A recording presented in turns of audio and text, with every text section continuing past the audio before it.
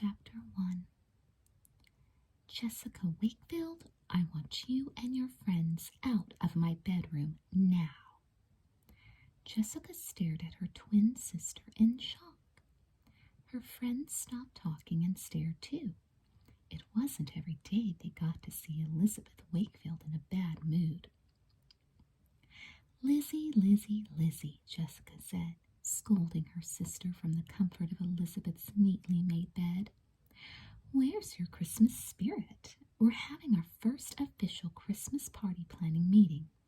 You should be ashamed. Yeah, Leela Fowler agreed, running Elizabeth's comb through her hair. Elizabeth dropped her backpack and made her way toward the closet, picking her way over several pairs of legs. Ouch, Elizabeth, Ellen Reitman complained loudly. You just crushed my foot. And by the way, you weigh a ton. Why don't you move this meeting to Jessica's bedroom, Elizabeth suggested. I promise not to follow you in there or step on anyone. My room's a mess, Jessica explained. Elizabeth rolled her eyes. So maybe you should try cleaning it every decade or so. Why are you in such a bad mood? Jessica asked. You could at least try to be happy for me. I did get picked to be the new chairperson of the party committee, you know. She couldn't help grinning. You haven't even congratulated me yet. The Sweet Valley Middle School, where Elizabeth and Jessica were both in the 6th grade, was planning a huge Christmas party for the students and their families. Earlier that day, Mr. Clark, the principal, had announced the students who would be in charge of organizing it. Fine, congratulations, Elizabeth said. Now will you go away? Don't you realize what a major honor this is? Jessica asked. Leela yawned loudly. It's not that big a deal, Jessica. Sure it is, Jessica argued. I was chosen from hundreds of applicants for my excellent party skills and all-around hostessing talents. You were chosen because the principal pulled your name out of a hat, Kimberly Haver reminded her. That's what he told you, Jessica said, tilting her chin. But that was just to ease the pain of your rejection. So this is your committee? Elizabeth asked. This is it, although they're really just my advisors, Jessica explained. I have the final say on the party theme. I am all-powerful. Funny, Elizabeth said dryly. Your committee meeting looks just like a unicorn meeting. Of course it does, Jessica said. Nobody knows more about parties than the unicorns. The Unicorn Club was an exclusive group of the prettiest and most popular girls at Sweet Valley Middle School. To remind everyone of their special status, they wore purple, the color of royalty, every day. Not that anyone really needed to be reminded. Everyone knew the unicorns were the most important girls in school. Well, almost everyone. Elizabeth, who had actually refused to become a member, called the unicorns the Snob Squad. Jessica loved her twin, but sometimes Elizabeth didn't take important things, like the Unicorn Club, seriously. Of course, she took lots of other things seriously. Her schoolwork, her job as the editor-in-chief of the Sweet Valley Sixers, the 6th grade newspaper, or lately the volunteer work she'd been doing at the homeless shelter. Sometimes it was tough believing they were actually identical twins. Sure, they looked alike, right down to the tiny dimples in their left cheeks, and they shared the same long, sun-streaked golden hair and blue-green eyes the color of the ocean. But when it came to things like boys and clothes and parties, Elizabeth and Jessica were very different people. You know, Elizabeth, Jessica said, I'm not sure you understand how important this party is. Sure I do, Elizabeth replied. Mr. Clark did appoint me treasurer, you know. I'm the one holding on to the money everybody raised. Yeah, but that's only because you're so trustworthy, Leela pointed out. It's not like anyone is asking you to do the hard work. All you have to do is count the money. Ellen frowned. How much do we have anyway? Elizabeth shot Ellen a look of exasperation. Ellen had already asked that question at least 20 times. We have exactly $386. Wow, $386, Tamara Chase said. That's a lot of money, isn't it? I mean, it's kind of hard to believe. Not when I think of all the brownies I baked for those bake sales, Leela moaned. Leela, everyone knows you didn't really bake those brownies, Jessica said. You got Mrs. Purvis to bake them for you. Leela was one of the richest girls in Sweet Valley. She lived with her father and their housekeeper, Mrs. Purvis, in a mansion, and Leela had more clothes than the rest of the unicorns combined. As far as Jessica was concerned, Mr. Fowler spoiled Leela rotten. Look, Elizabeth said grouchily, I hate to intrude on the privacy of a unicorn meeting, what with me being just a lowly, average, non-unicorn. So, she pointed to her door. Would you mind? I've got a ton of homework to do. Okay, Jessica said reluctantly. Come on, guys. Do we have to? Ellen griped. Last time I was in your room, I found a moldy banana peel under your chair. I don't think so, Ellen, Jessica said firmly. It was under my dresser. Out, Elizabeth commanded. All right already, Jessica said, as the rest of the unicorns began to leave. Just let me run one idea by you. How do you feel about a mistletoe dance? Elizabeth didn't answer. Okay, I'll take that as a no. How about a come as a Christmas ornament party?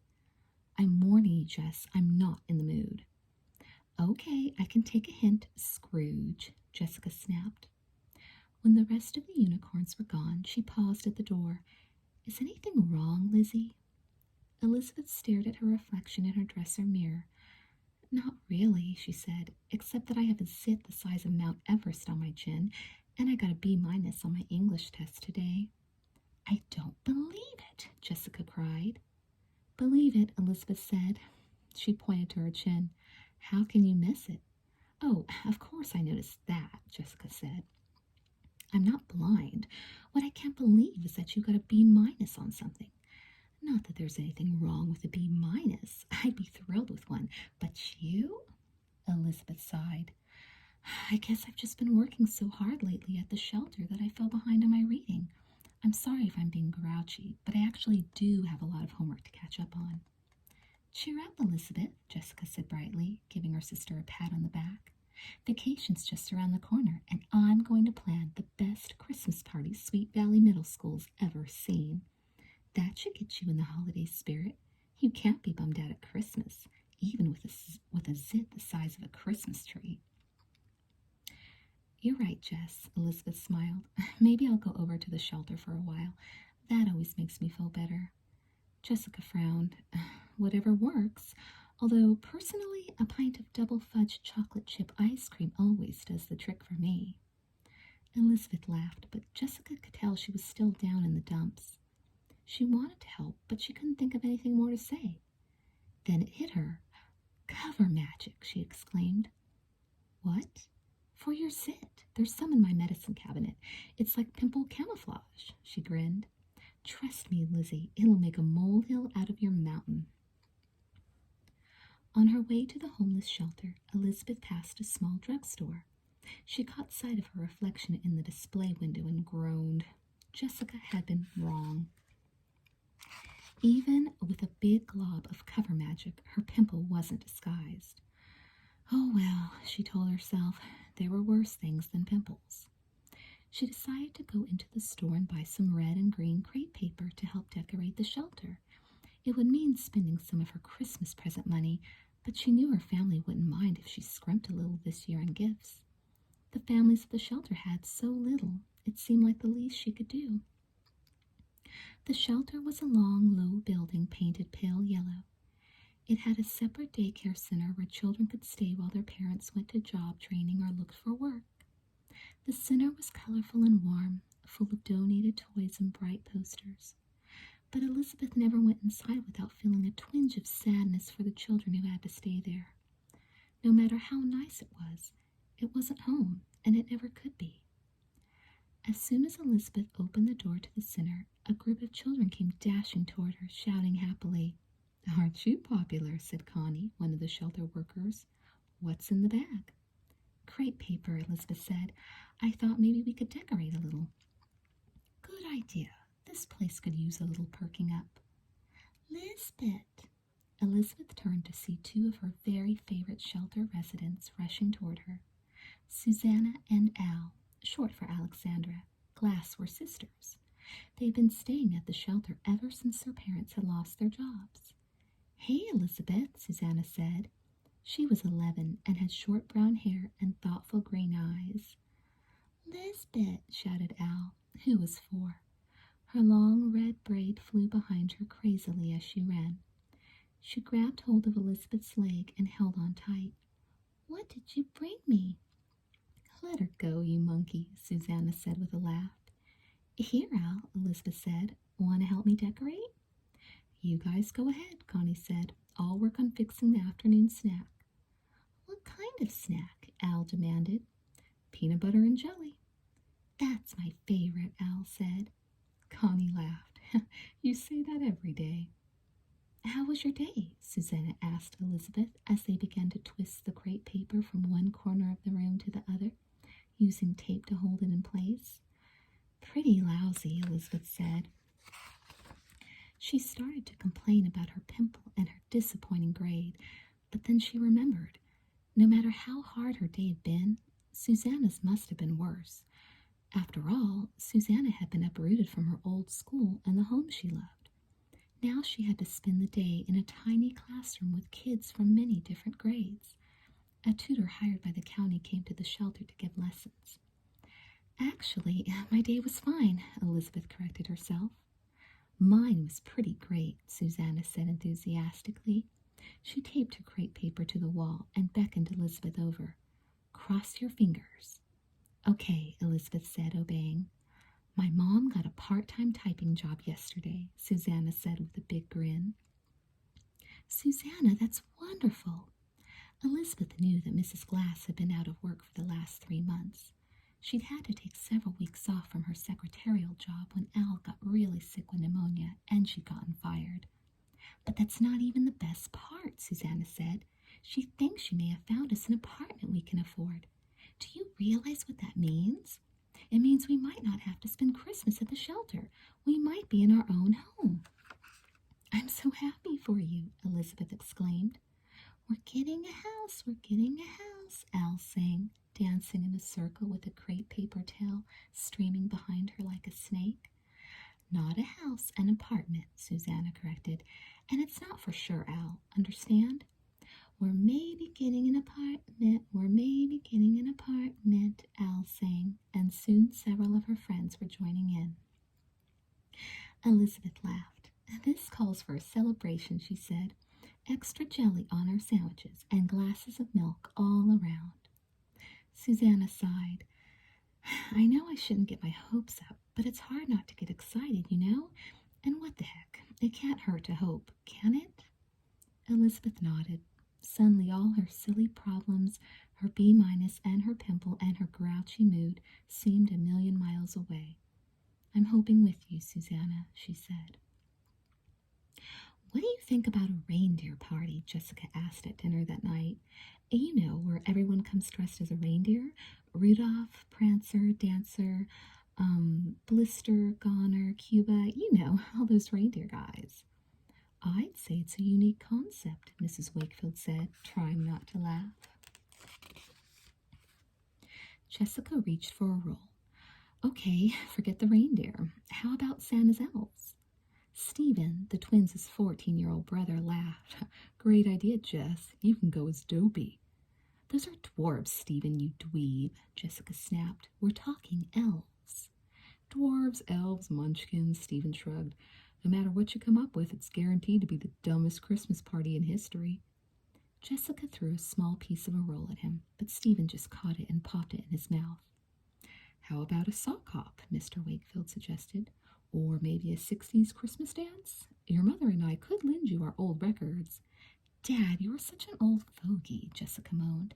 "Why would anyone want to listen to your ancient, fuzzy old records?" Ancient? Mr. Wakefield cried. Do you realize your mother and I once won an all-night dance marathon? Twisting the Night Away, it was called. Your father did an amazing twist, Mrs. Wakefield said, almost as good as Chubby Checker himself. Chubby Checker, Stephen said, looking mystified. Mr. Wakefield shoved his chair back and began demonstrating, twisting back and forth and humming. Quick, Jessica cried. Someone do the Heimlich maneuver. Dad's choking on something. Very funny, Mr. Wakefield said, good-naturedly. He sat down and put his arm around Mrs. Wakefield. Elizabeth laughed, listening to her family tease one another. She gazed at the table filled with food, at the warm, inviting kitchen, at the cozy family room. She thought of Al and Susanna and crossed her fingers. If only they could have what she had. That would be the best Christmas present in the world. Chapter 2. All right, I'll ask you, Leela said the next day at the Unicorner, the table in the cafeteria where the unicorns always ate lunch. You've been waving that notebook around and scribbling notes in it every 2 seconds. Obviously, you want one of us to ask you about it. Notebook? Jessica said innocently. She held up the bright red spiral notebook. This notebook? Do you see any other notebook? Janet Howell asked. I just wanted to be sure you meant this notebook, Jessica said. You see, this isn't just any notebook. This is the notebook that will help decide the fate of the Christmas party. This notebook is a symbol of my awesome power and responsibility. Leela rolled her eyes. Quick, somebody, hand over the barf bag. Mandy Miller laughed. Don't you think you were kind of, letting this go to your head a little, Jess?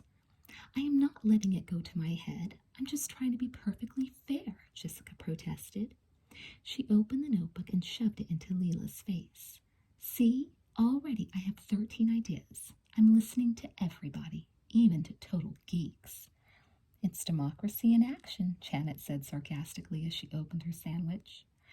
Well, I think the unicorns should get to decide, Ellen said. Belinda Layton shook her head. That wouldn't be fair, Ellen. Belinda's right, Jessica agreed. I should decide. You just like lording it over everybody, Leela said with a sneer. It's my duty to give the little people a voice in the decision-making process, Jessica said importantly. Hey, Jessica, can I ask you something? Ken Matthews called from the lunch line. Speaking of little people, Jessica said under her breath. Ken was one of the shortest guys in the 6th grade. Jessica nodded to Ken, and he carried his lunch tray over. Winston Egbert was right behind him. We've got a killer idea for the Christmas party, Ken said. How nice, Jessica said, flashing an I told you so look at Leela. She reached for her notebook and pulled a pin from her backpack. Well, actually it's Winston's idea, Ken admitted. You tell them, Winston. The tips of Winston's ears turned red. Well, he began, this is not your typical glamorous unicorn kind of party idea, but how about a Christmas of the future party? You know, all high-tech and computerized. Christmas of the future, Jessica repeated without emotion.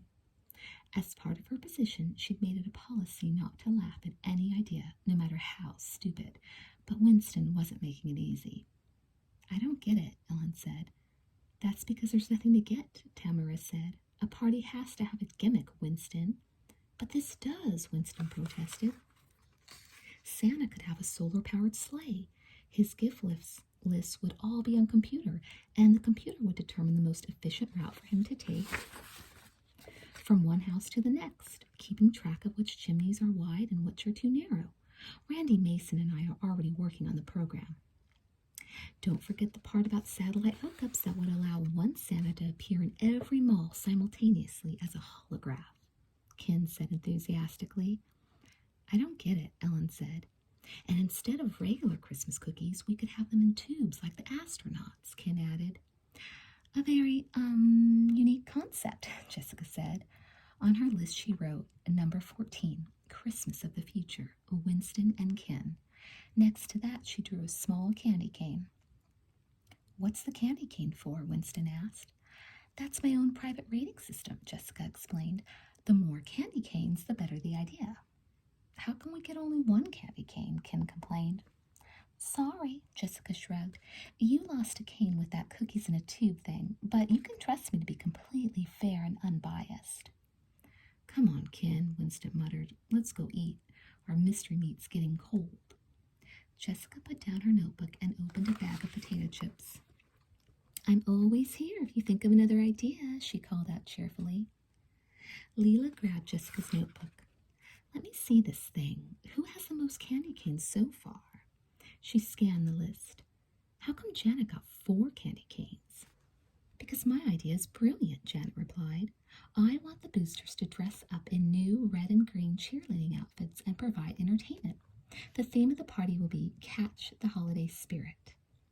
I don't get it, Ellen said. Think, Ellen. Why do the boosters exist? Janet said. To be the center of attention at pep rallies? We're there to help increase school spirit. That's why my slogan's so perfect. Holiday spirit, school spirit, get it? It's great, Ellen said. Brilliant, Leela added. Well, it did get 4 candy canes, Janet said proudly. Suddenly her eyes went wide. Cute guy alert, she said under her breath. Jessica spun around to see Denny Jacobson, one of the cutest guys in 8th grade, coming down the aisle.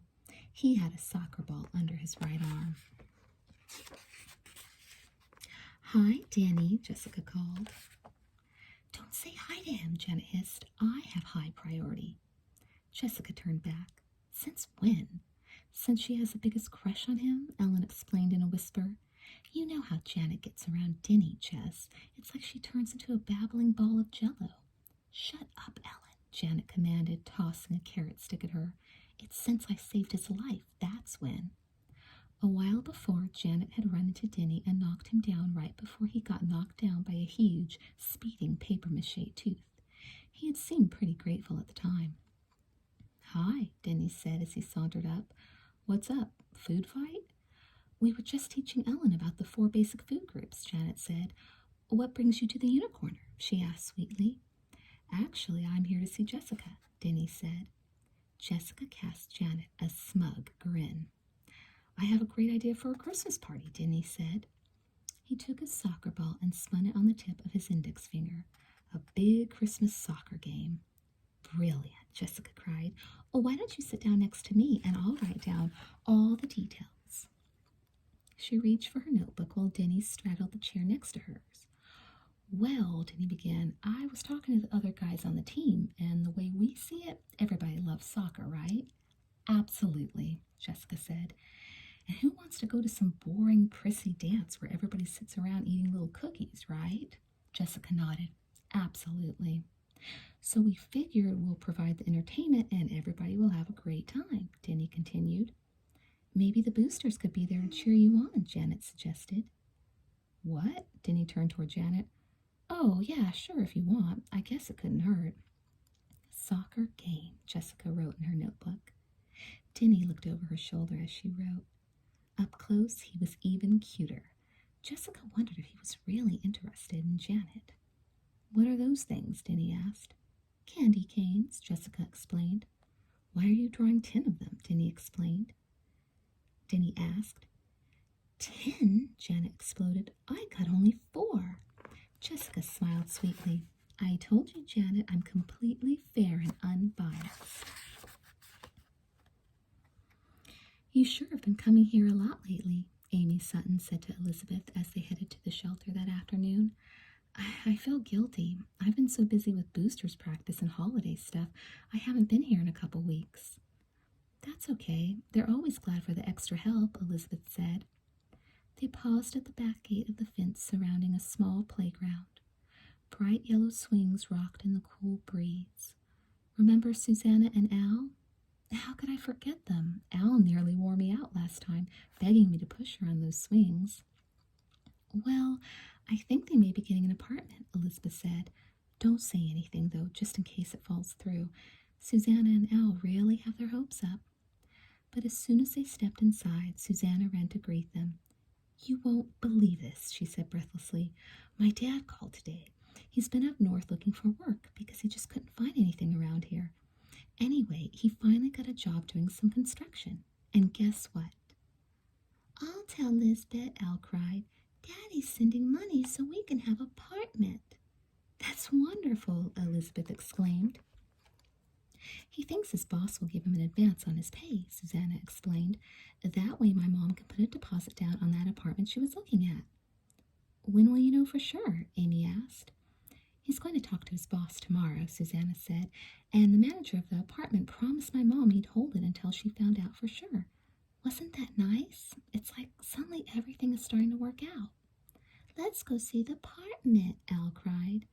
Al, Susanna said, Mom already took us to see it once today.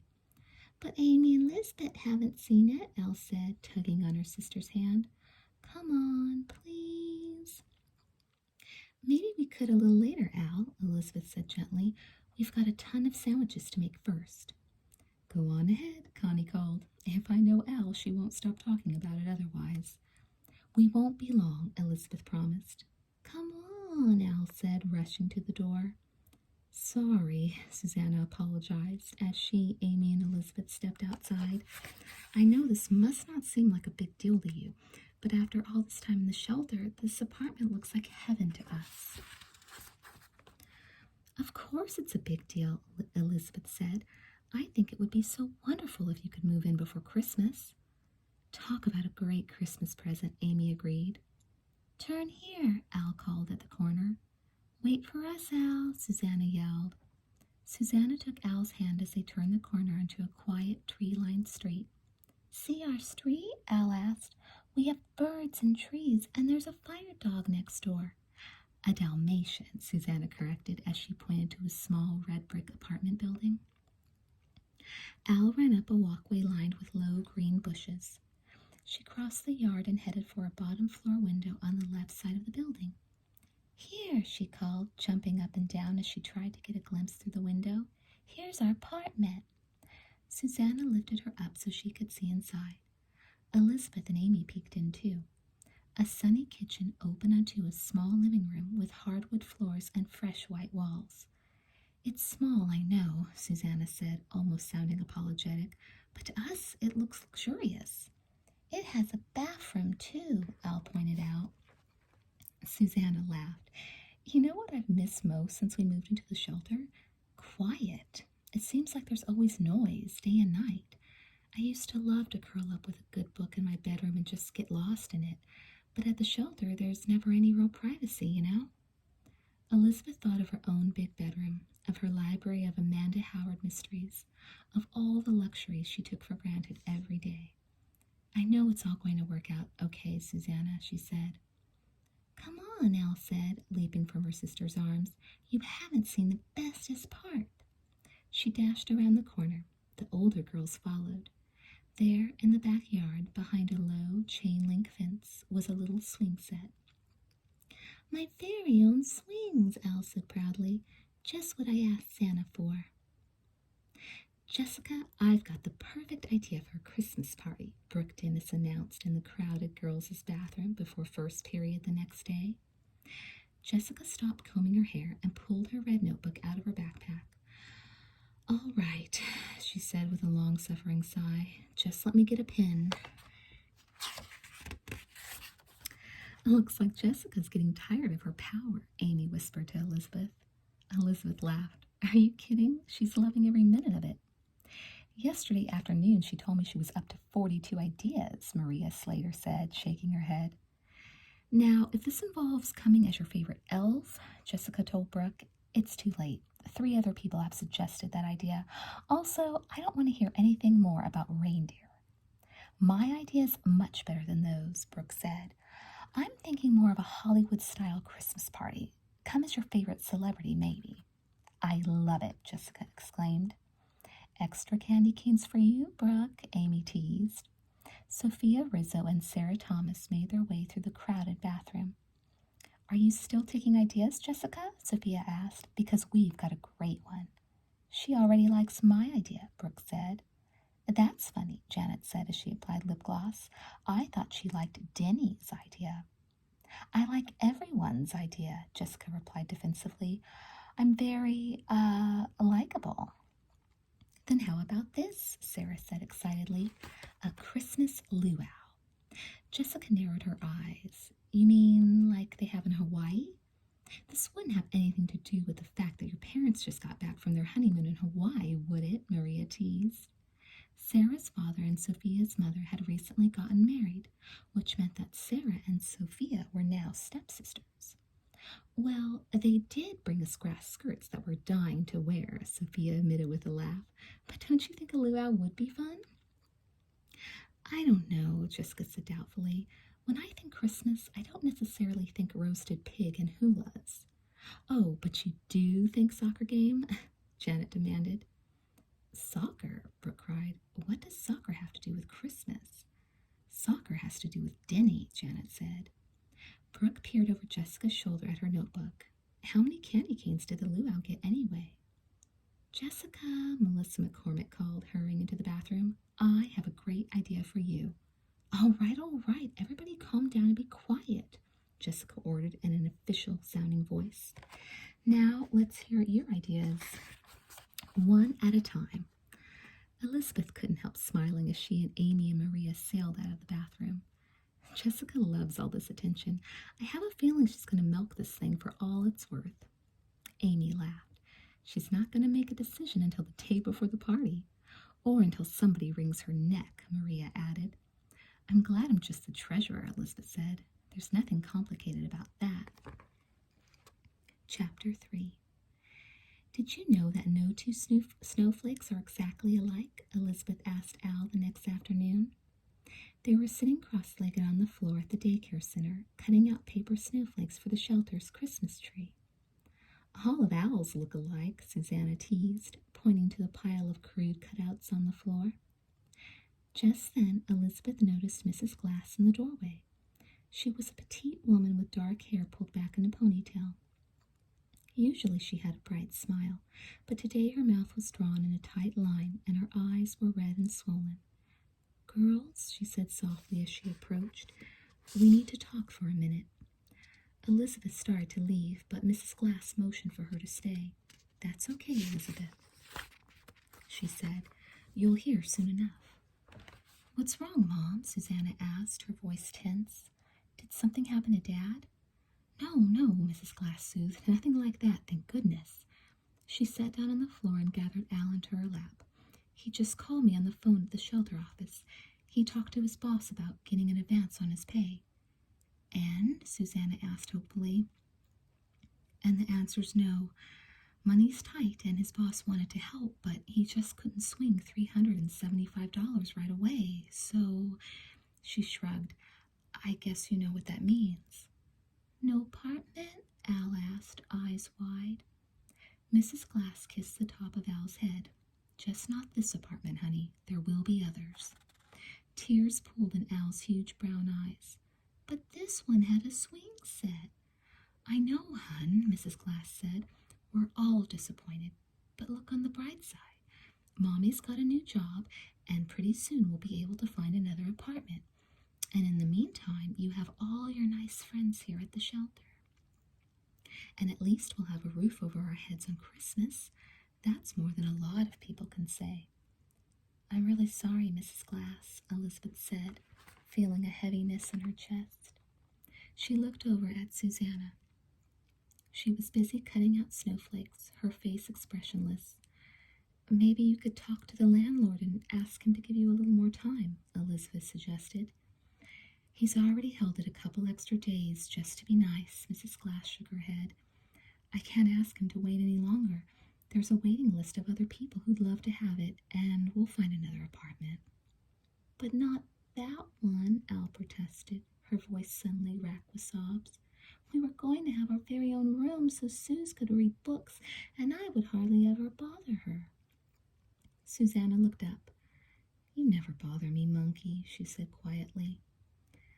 Come on, Mrs. Glass said, getting to her feet. Let's you and me go try out the swing set. Here, Al. She touched Susanna gently on the shoulder, then turned and led Al toward the playground.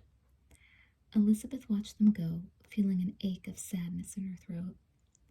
I know how disappointed you must be, Susanna, she said at last. Susanna threw back her shoulders.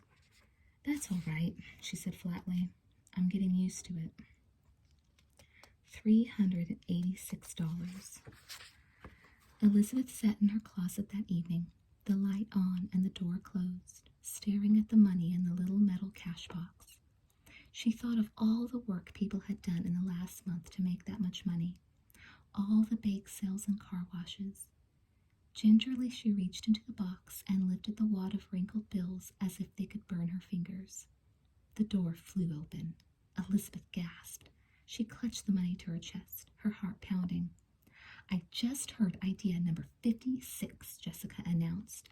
She peered more closely. "What are you doing with our money?" "I was, just recounting it," Elizabeth stammered. Quickly she returned the money to the box and hid it in a corner behind some shoes. "You sure you weren't planning on stealing it?" Jessica teased. Elizabeth stood. She could feel her cheeks burning. "To tell you the truth," she said, heading back into her room, "being responsible for all that cash kind of makes me nervous. I wish you'd just decide on a party theme and go on and spend it." "That's what all the unicorns keep saying," Jessica said. She stretched out on Elizabeth's bed. "But I keep telling them I need to give everyone a fair hearing." Elizabeth sat at her desk. "I think you're enjoying all the power," she remarked. "What power?" Jessica sighed. "This is a terrible burden, Elizabeth. I've got to talk to people day and night. I've been on the phone for the past 2 hours. What a strain that must be." "Go ahead, be sarcastic. But Mary Wallace just called, and do you know what she wants to do? Have a cookie party where everybody brings a dozen of their favorite cookies." Jessica rolled her eyes. "I mean, I like Mary. Everyone does. But a cookie party? I think it's a cute idea. That's why you're the treasurer and I'm the party planner. Cookie parties are for old ladies like Mom, Elizabeth. Besides, like I told Mary, we'd have tons of cookies left over, and then what will we do?" Elizabeth glanced at the closet where the money sat hidden. "You could give them to the homeless shelter." "That's exactly what Mary suggested," Jessica groaned. "Ugh, those people don't even have homes, Elizabeth. What do they want with a bunch of leftover cookies?" "Jessica, sometimes you can be amazingly self-centered," Elizabeth said in annoyance. Jessica grinned. "You're just now noticing this?" Elizabeth shook her head. "I'm just saying that some people have more important things to worry about than party themes." Jessica sat up on her elbows. "Is this because I didn't like the idea you and Amy came up with? Christmas throughout literature? No offense, Lizzie, but I just don't think anyone will get it. Besides, I gave you an extra candy cane just because you're my sister." Elizabeth sighed. "Thanks and all, but would you mind getting out of here? I've got a bunch of Sixers articles to edit and a ton of math homework, and to tell you the truth, I'm having a hard time getting very worked up about your party problems." Jessica scowled. "Grinch?" Elizabeth watched her leave. When the door was closed, she went back to her closet. For a long time she stared at the little metal box. She thought of all the balloons and food and fun the money inside could buy. Then she thought of Al on her swing set, laughing as she flew higher and higher into the air. The swing was going higher, higher still, so high that Elizabeth felt sure she could touch the clouds. Below her she could see her house. Or was it her house? The windows were dark, but somehow she knew it was empty inside. Where was her family? She pumped her legs until she swung in a wider arc, and then she saw them. Jessica, Stephen, her mom and dad, huddled on a corner, each carrying a battered suitcase. They had nowhere to go, Elizabeth knew. No home to call their own, no roof over their heads except the dark clouds hanging low. She pumped harder and harder. She didn't want to see, but no matter how hard she swung, they were always there, waiting for the storm clouds to burst. Her pillow was wet. Elizabeth's eyes opened wide. Was it raining? No, she realized. She'd been crying. She'd had a bad dream, that was all. Her family had been homeless, but it was just a dream. Here she was in her warm bed with the sun spilling through the curtains. All through breakfast and on the way to school, Elizabeth's thoughts kept turning back to the glasses. When she stepped into the school entrance, with its red and green crepe paper streamers and the Santa Claus cutout on the principal's door, it made her feel even worse. How could so many people be so happy when others were so sad? Boy, did you ever get up on the wrong side of the bed, Jessica muttered, as they made their way through the crowded hall. But that's the way you've been all week. I'm starting to get used to it. Sorry, Elizabeth said. I guess I had a bad dream last night. So did I, Jessica said. I dreamed I was the hostess at a huge ball. There was a soccer game going on in the middle of the ballroom. One team was wearing hula skirts, and the other team was dressed as reindeer and carrying computers. It was horrible. They passed Todd at his locker. Elizabeth, he called, waving her over. How come you didn't call me back last night? I left a message with Jessica. She told me, Elizabeth admitted. I'm really sorry. I should have called back. I was so tired. I fell asleep kind of early last night. Good luck, Jessica warned Todd. She's in a very Scroogey mood. Elizabeth watched her twin head off toward a group of unicorns gathered by Janet's locker. She's right, I guess, Elizabeth said. That's okay, Todd said. Sometimes all this holiday stuff gets to me, too. I went shopping at the mall last night to find a gift for my mom, and it took me forever to find the perfect thing. What did you get? Todd closed his locker. A catcher's glove, he grinned. Perfect for me. Maybe you can help me shop for my mom tomorrow. I need a girl's point of view. Sure, Elizabeth said. You could try to sound a little bit interested, Todd teased. Elizabeth thought for a minute. Todd, I need your advice. Shopping advice? Unless it's for Stephen, I'm pretty worthless. No, something else, she lowered her voice. Do you think it's okay if someone does something wrong, but for the right reason? Todd leaned against his locker. That depends, I guess. On what? On what the wrong thing is that you're planning on doing. Elizabeth looked away. Who said it was me we were talking about? Well, it's a pretty safe bet you're not talking about Jessica, Todd smiled. She never thinks twice when she does something wrong. Elizabeth sighed. Not that I'm planning on doing it, but this wrong thing would make a lot of people angry, but it would also make a few people really happy. Those aren't very good odds, Todd said as the final bell rang. Listen, we can talk about this more later, maybe tomorrow while you help me shop. Elizabeth nodded. Tomorrow, she said, but she knew that tomorrow might be too late. Chapter 4. The hardest part, Elizabeth realized, was figuring out a way to carry the money. She couldn't just put it in her backpack. Jessica was always nosing around in there for gum.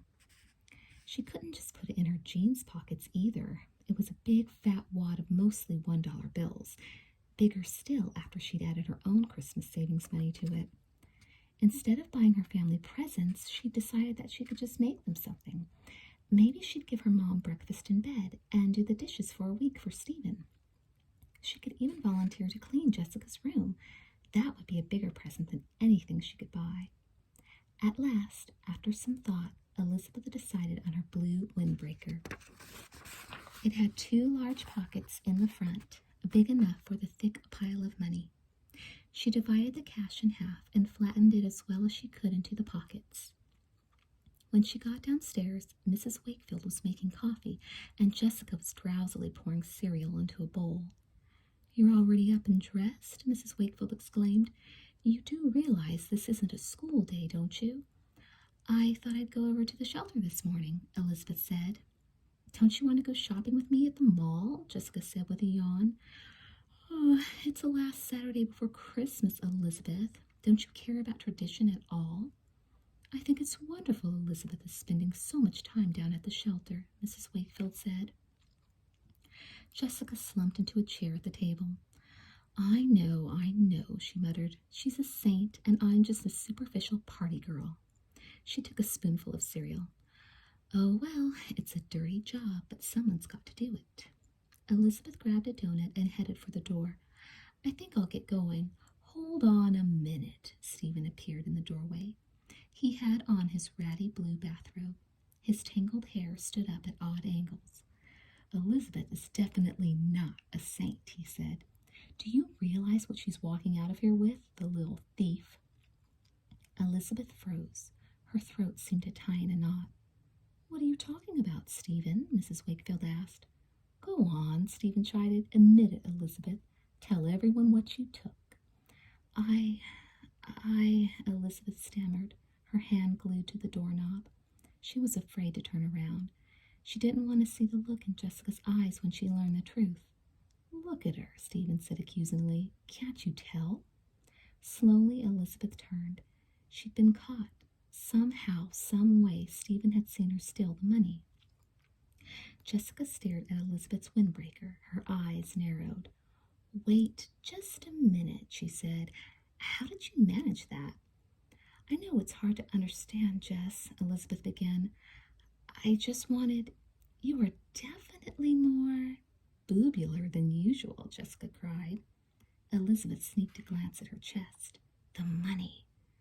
That's not what I'm talking about, Stephen groaned. Ugh, she's wearing my last pair of clean socks in the entire universe. They were in a pile in the upstairs hallway with a bunch of clothes. I saw you swipe them, Elizabeth. Fess up or die. Elizabeth felt her frozen limbs begin to melt. I admit it, she said, nearly giddy with relief. I am a sock thief. I didn't have any clean ones of my own. Told you she wasn't a saint, Stephen muttered as Elizabeth opened the door to leave. And by the way, Lizzie, Jessica called. Yes? You're not fooling anyone with that Kleenex in the pockets trick either. When she got to the shelter, Elizabeth peeked inside the daycare center first. Good, she thought with relief. Susanna and Al were both there. That meant Elizabeth could talk to Mrs. Glass alone. A worker at the shelter directed her to a small room near the end of a long hall. The door was open. Inside were 6 small beds and 2 battered dressers. Mrs. Glass was making her bed. Another older woman still slept, snoring softly. Mrs. Glass, Elizabeth whispered. She turned around, clearly surprised. Elizabeth, she said. She gave a wry smile. What brings you to my humble home? I was hoping we could talk for a minute. Mrs. Glass led her out into the hall. It's a little more private out here, she said. Now, what's bothering you? Let me guess. She put her hands on her hips. Al's been driving you crazy? Is that it? She's grown so attached to you, you must feel like you have an extra arm. Elizabeth smiled. Suddenly she felt very uncertain. What if Mrs. Glass refused to take the money? How could Elizabeth explain where it came from? She should have planned all this out on the way over.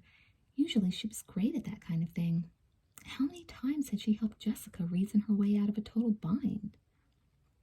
But this was different. This time it was Elizabeth who was in the bind. Tell me, honey, Mrs. Glass urged. You look so worried. Whatever it is, I'm sure we can figure something out. Elizabeth cleared her throat. Did you tell the landlord you couldn't take that apartment yet? I called him yesterday. He was so sweet, too. Said he'd been looking forward to having Al around to get into mischief. She shrugged good-naturedly. But hey, it's not the only apartment in the world, right? I was thinking, Elizabeth began carefully. How would Jessica handle this, she wondered. Suppose you could get a loan, enough money so you could put a deposit on the apartment just until you and Mr. Glass got paid. A loan? Mrs. Glass laughed dryly. Honey, that's about as likely as me sprouting wings and flying on out of here. No bank's going to lend money to someone in a homeless shelter. She shrugged philosophically. Not unless they have a few screws loose. How about the Bank of Wakefield? Elizabeth said. She unzipped her pockets and removed the 2 wads of bills. Mrs. Glass gasped. What on earth are you doing carrying around money like that? She cried. I want you to have it. Not in this lifetime, Mrs. Glass said firmly. Now put that away, quick. Just as a loan, Elizabeth insisted. Mrs. Glass's face hardened. Elizabeth, she said in a low whisper, where exactly did you get that money? Elizabeth winced. She'd known this was coming. From my savings account, she said. Had her voice just squeaked? She felt a little dizzy. Was this how Jessica felt when she told lies? Mrs. Glass took the money out of Elizabeth's hands. Carefully she rolled it into a tight ball and placed it back in Elizabeth's pocket. You may be just about the sweetest kid in the world, she said with feeling. And I can't thank you enough for thinking of us. But you know I can't take your money. Please, Elizabeth pleaded. You have to. It's just a loan, Mrs. Glass. You can pay me back soon. You said yourself you'd be getting a paycheck early next week. You could give me most of it back before I even knew it was gone. Her voice faded. You have to. It's Christmas. I don't want you and the girls to be stuck living here for the holidays. There will be other holidays, Mrs. Glass said firmly. Elizabeth felt her shoulders slump. This wasn't working out at all the way she'd hoped. She wished Jessica were here. Jessica was an expert at getting people to do what she wanted. I understand, Elizabeth said, but the money wasn't really for you, Mrs. Glass. It was more for Susanna and Al. Susanna was really looking forward to having her very own room. Elizabeth started to walk away. And Al, she added quietly, Al really had her heart set on that swing set in the backyard. She glanced back. Mrs. Glass's eyes were misty. You're good, Elizabeth Wakefield, she said. You're very good, but I just can't. It is a perfect apartment. Mrs. Glass thought some more. The thing is, Carl's going to try to come home for Christmas. He thinks he can hitch a ride with a friend of his who has a big 18-wheeler truck. He's getting paid Monday, so that would mean I could pay the whole thing back on Tuesday just as soon as Carl gets here. Still, she frowned. I'd feel better waiting. We can find another apartment. And what if something went wrong and I couldn't pay you back right away? Nothing will go wrong, Elizabeth assured her. She took the money and pressed it into Mrs. Glass's palm. Please take it. Mrs. Glass stared at the money and then at Elizabeth for what felt like a very long time. There's a payphone down the hall, she said at last. Let's go see if that swing set's still available. Where have you been? Jessica demanded as soon as Elizabeth stepped into the family room. Leela and Janet were sitting with her on the couch. The rest of the unicorns were gathered in front of the TV watching cartoons. Elizabeth glanced around the room nervously. I was at the shelter, she said as she took off her windbreaker. Well, we've all been waiting for you, Elizabeth, Leela said irritably. We're going shopping for party decorations and we need our money. I looked in your closet, but the cash box was empty, Jessica said. What did you do with the money anyway? Elizabeth's stomach lurched. I bet she spent it all, Tamara teased, probably on books or something. How can you shop for party decorations? Elizabeth asked. You don't even know what the theme of the party is yet. Janet crossed her arms over her chest. That's exactly what I said. We're just going to buy some of the basics, Jessica explained. Crepe paper, balloons, that kind of thing. Face it, whatever theme we pick, red and green, are pretty safe colors for a Christmas party. If we decided on my holiday spirit theme, Janet said, pouting, we could go ahead and buy new boosters outfits today. I'm sorry, Janet, Jessica said firmly, but I told you I have a lot of factors to consider. Like who you want to flirt with more? Janet grumbled. Bruce or Denny? Could you two hold it down? Ellen called from her position in front of the TV. We're trying to concentrate. On a cartoon? It's a very complicated plot, Leela, Kimberly explained. See, Wile E. Coyote just bought a rocket backpack. I'm dying of thirst, Elizabeth said, taking a few steps toward the kitchen. Anyone want a drink? First, get our money, Jessica instructed. Then die of thirst. Could you all please be quiet? Tamara cried. Trust me, Leela said. The Roadrunner will get away in the end. He always gets away, and the coyote always gets squashed or blown up. That's the whole point. Great. Now you've ruined it for us, Ellen complained. The ringing phone interrupted their bickering. I'll get it in the kitchen, Elizabeth volunteered, but Jessica already had her hand on the extension. I got it, she said. Hello? Elizabeth began moving stealthily toward the kitchen, hoping for a temporary getaway, but Jessica waved to her. Elizabeth, it's for you. Elizabeth gulped. She stepped over assorted unicorns and took the phone from Jessica. Hello? Elizabeth, a woman's voice said. It's Mrs. Glass. Hi, Elizabeth said, trying to sound casual. What's up? Is this about the daycare center? What? Oh, no, Mrs. Glass said. I just wanted to tell you what happened. I finally got hold of the landlord at the apartment and told him I had enough to put a deposit on the apartment. And would you believe our luck? He hadn't rented it yet. That's good news, Elizabeth said evenly. It's great news. The girls are just ecstatic. And the best part is he's going to let us move in tomorrow, even though we won't have the rest of the rent money until Carl gets here. It will be close, but it should all work out. We'll have enough to pay the rest of the rent and pay you back for your loan. How nice. I just wanted to thank you again, hun, and I promise we'll have that money back to you before you know it. Elizabeth gazed at the unicorns. The sooner the better. That will be fine, she said. Maybe I'll see you tomorrow. Thanks again, Elizabeth. You're a real lifesaver. Mrs. Glass hung up and the line began to hum, but Elizabeth kept the phone glued to her ear. Every so often she nodded or murmured as if she were still talking to someone. What could she tell the unicorns? Sorry, guys, I gave the party money to a stranger? Jessica looked over at Elizabeth. Could you quit blabbing? She demanded crossly.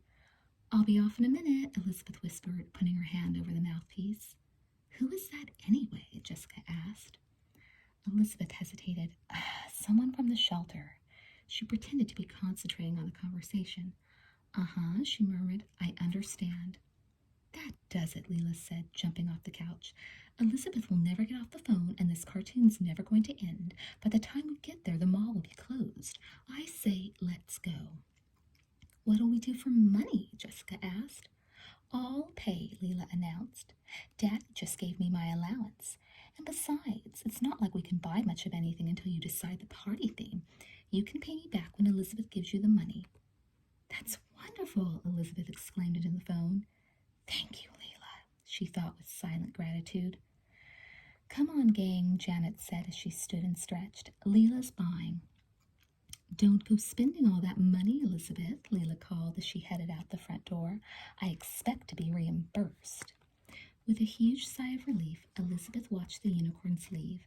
She couldn't remember when she'd ever liked Leela quite so much.